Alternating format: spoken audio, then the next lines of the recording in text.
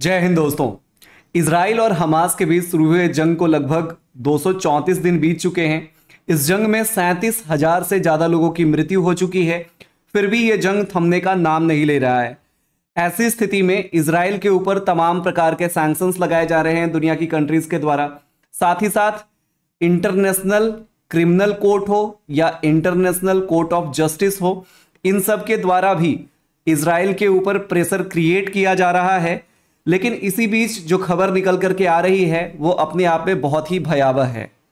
Israel के प्रधानमंत्री Benjamin Netanyahu बार बार ये कह रहे हैं कि उनकी ये जो जंग है ये फिलिस्तीन के खिलाफ नहीं है बल्कि हमास के खिलाफ है, क्योंकि इस जंग को हमास ने शुरू किया था तो इसराइल इसको खत्म करेगा। ऐसा उन्होंने मैसेज वर्ल्ड कोर्ट को भी दिया है। और दोस्तों, दुनिया की जितनी भी कंट्रीज है ना, वो ऐसा अभी प्रतीत हो रहा है कि सभी इसराइल के खिलाफ हैं। Most of the countries they are against Israel, including International Criminal Court and International Court of Justice। लेकिन ये जो इंसिडेंट हुआ है ना कल, इसके बाद आपको भी प्रतीत होगा, और ये बातें मैं क्यों बता रहा हूं वो आपको अभी अगले 5 मिनट में समझ में आ जाएगा। ये खबर सुनने के बाद आपको बहुत ही ज्यादा शॉकिंग लगेगा कि एक बार फिर से हमास ने इसराइल के अंदर में एक बड़ा मिसाइल हमला किया है। इसराइल की एक सिटी है तेल अवीव, वहां पे इन्होंने हमला कर दिया है। और ये जो तस्वीरें हैं ना दोस्त, ये अपने आप में बहुत कुछ बयां कर रही हैं। तो एक तरफ जो फिलिस्तीन और हमास के जो समर्थक थे, उनके लिए तो ये खबर बहुत ही ज्यादा शॉकिंग होगा कि ऐसा कैसे हो सकता है। लेकिन दोस्तों, ये जो तस्वीरें हैं ये अपने आप में इतनी खौफनाक हैं कि आपको प्रूफ दिखाने की जरूरत ही नहीं है। एक तरफ पूरी दुनिया में इसराइल के खिलाफ लोग प्रोटेस्ट कर रहे हैं कि उसके हमले में निर्दोष लोगों की जान जा रही है, वहीं दूसरी ओर जो हमास है वो छुप करके बैठा है और छुप छुप के हमला कर रहा है इसराइल के ऊपर, और ये बता रहा है कि हमास अभी भी जिंदा है, अभी भी खत्म नहीं हुआ है। अब दोस्तों, इसको क्या माना जाए? क्या पूरी दुनिया एक तरफा न्याय के लिए बैठी है? क्या ये जो इंटरनेशनल कोर्ट ऑफ जस्टिस है या फिर इंटरनेशनल क्रिमिनल कोर्ट है, क्या ये हमास के ऊपर प्रेशर क्रिएट नहीं कर पा रहे हैं? दोस्तों, इंटरनेशनल कोर्ट ऑफ जस्टिस, जिसको दुनिया का न्यायालय भी कहा जाता है, यूनाइटेड नेशन के अंदर में स्थित है ये कोर्ट। जैसे दुनिया के कंट्रीज के बीच में अगर कोई भी डिस्प्यूट होता है तो वो आईसीजे के अंदर ही जाता है। तो इन्होंने इसराइल को कहा कि आप राफा के ऊपर हमले रोक दीजिए, लेकिन इसराइल के प्रधानमंत्री बेंजामिन नेतन्याहू का कहना है कि अगर हमारे ऊपर हमले होंगे तो हम हमले कैसे रोकेंगे, हमें तो जवाब देना ही होगा। इसी फैसले के कुछ घंटे के बाद ही इसराइल ने राफा के ऊपर हमला कर दिया। जैसा कि आप इस कटिंग में देख पा रहे हैं, Israel late night strike on Rafah tent camp kills 45। तो इसराइल ने भी हमास के उस हमले का मुंहतोड़ जवाब देते हुए हमला कर दिया, जिसमें 45 लोगों की जान चली गई है। दोस्तों, जैसा आप सभी जानते हैं कि ये जो गाजा पट्टी वाला क्षेत्र है, इसके साउथ में राफा एक जगह है जहां पे इसराइल अभी हमले कर रहा है।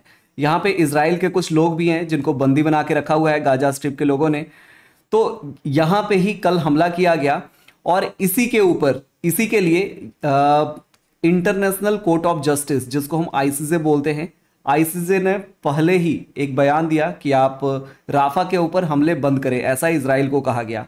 तो यार, ये जो इंटरनेशनल कोर्ट ऑफ जस्टिस है, इसके ऑर्डर के बाद इसराइल ने वहां पे फिर से हमला किया, क्योंकि इसराइल के ऊपर एक बार हमास के द्वारा फिर से हमला किया गया है। तो ये युद्ध कहीं से भी खत्म होता हुआ नहीं दिख रहा है, और ये दिन प्रतिदिन ये जो मौत का आंकड़ा है ये बढ़ता ही जा रहा है। अब दोस्तों, यहां पे हमने 2 शब्द का जिक्र किया है, एक है इंटरनेशनल कोर्ट ऑफ जस्टिस और दूसरा इंटरनेशनल क्रिमिनल कोर्ट। इन दोनों में क्या डिफरेंस है, क्या आप बता सकते हैं? अगर आपको इसके बारे में पता है तो जल्दी से वीडियो को पॉज करके हमें कमेंट में बताइए कि इंटरनेशनल कोर्ट ऑफ जस्टिस और इंटरनेशनल क्रिमिनल कोर्ट के बीच में क्या डिफरेंस है। दोस्तों, इंटरनेशनल कोर्ट ऑफ जस्टिस, जिसका हेडक्वार्टर नीदरलैंड में है, द ह्यूग में, क्या आप आईसीसी का हेडक्वार्टर बता सकते हैं? दोस्तों, इसराइल का यह कहना है कि अगर इसराइल ने अभी हथियार रख दिए, इसराइल के सैनिकों ने गिव अप कर दिया, तो बहुत ही जल्द इसराइल जो है वो वर्ल्ड मैप से भी गायब हो जाएगा, क्योंकि हमास की जो हरकतें हैं वो सुधरने वाली नहीं हैं। और अभी इसराइल के ऊपर हमला करके हमास ने यह प्रूफ कर दिया है कि वो सुधरने वाला नहीं है। दोस्तों अब आने वाले टाइम में यह देखना दिलचस्प होगा कि इन दोनों कंट्रीज के बीच में चल रहे इस युद्ध में कौन दूत बनकर आता है और इन दोनों को रोकने की कोशिश करता है। दोस्तों हमें लगता है इसमें अमेरिका एक बहुत ही महत्वपूर्ण भूमिका निभा सकता है। वो यूनाइटेड नेशन सिक्योरिटी काउंसिल के अंदर कुछ ऐसे निर्णय ले सकता है जिससे इन दोनों देश के बीच में शांति कायम हो।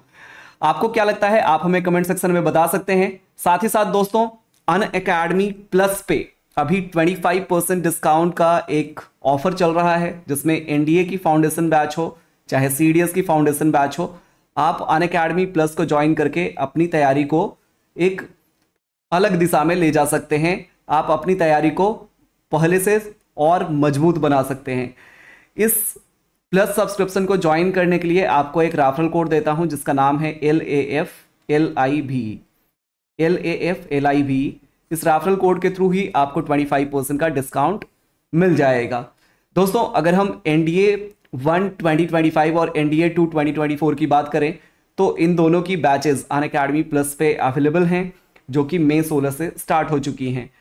वहीं अगर हम बात करें सीडीएस के बैचेस की तो विजय एक कंप्लीट बैच है सीडीएस 2 2024 के लिए जिसमें इंडिया के सारे टॉप के एजुकेटर्स आपको लाइव क्लासेस में पढ़ाने वाले हैं। उन लाइव क्लासेस के अलावा अगर कोई क्लास आपकी छूट जाती है तो आपको रिकॉर्डेड सेशंस में भी अवेलेबल रहेंगी। साथ ही साथ आपको हर क्लास की पीडीएफ भी मिलेंगी। अगर आप आइकनिक सब्सक्रिप्शन लेते हैं, अगर आप आइकनिक सब्सक्रिप्शन के लिए जाते हैं तो आपको साथ ही साथ बुक्स भी घर पे डिलीवर कर दिया जाता है। डाउट सॉल्विंग सेशंस हर सेशन के एंड में कराए जाते हैं और ये जो बैचेस है ये 30 में से स्टार्ट हो रही है। तो जितने भी एस्पिरेंट्स सीडीएस 2 के लिए बैचेस ढूंढ रहे हैं उनके लिए ये बेस्ट अपॉर्चुनिटी है। 30 में से ये बैच स्टार्ट हो रही है और ये जो ऑफर है 25% डिस्काउंट का ये 31 मई तक अवेलेबल है। तो साथियों देर किस बात की, फटाफट से जाकर के अनअकैडमी प्लस को ज्वाइन कर लीजिए। आप हमारे सोशल मीडिया चैनल्स पे भी ज्वाइन कर सकते हैं। ये हमारे टेलीग्राम का बार कोड है और ये हमारे इंस्टाग्राम का बार कोड है। यहाँ पे इंफॉर्मेटिव कंटेंट हम लगातार डालते रहते हैं। तो साथियों इस सेशन को देखने के लिए आप सभी का बहुत बहुत धन्यवाद। जय हिंद।